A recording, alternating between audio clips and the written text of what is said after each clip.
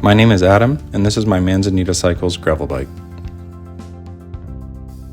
Most rides on this bike start and end on pavement, which it handles very well, but it's boring to film on the road, so we're going to hit some dirt.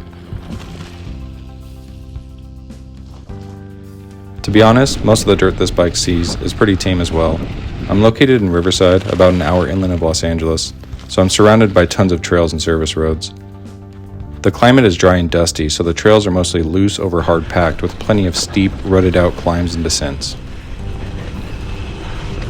My first gravel bike was the Surly Straggler when it released in 2014. I've since gone through QBP's entire offering and even had a custom frame built before this one, which had thousands of miles on it. But I was very careful on this build to avoid feature creep and overbuilding it. At this point, I know how I ride, and I know what I do and do not need in a gravel bike. And that's chunky tires and skinny steel tubes.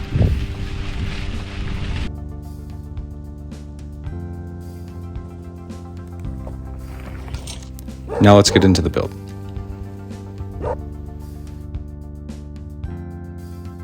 Aside from the geometry being spot on, what really gives this bike a unique feel are these wide 48mm titanium drop bars from Bitchin'.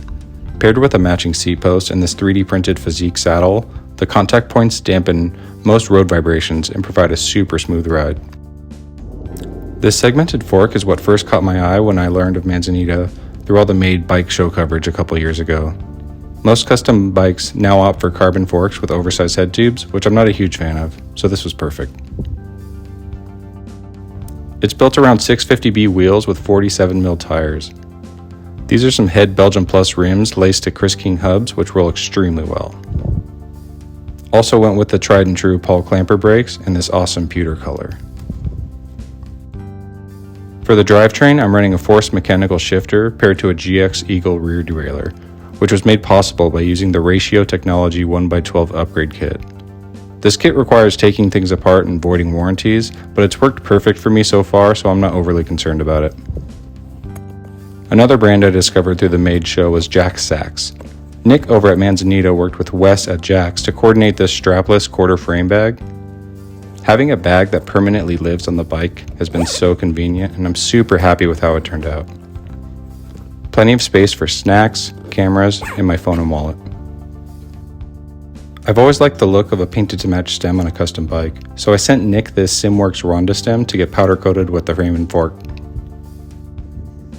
I went with the EE Wings cranks and a direct mount wolf tooth ring. Also got these pedals from this Japanese fishing company. It was fun building up this bike and getting to obsess over every detail, and then seeing all those parts come together to form something even better. Even if it is just a 90s mountain bike.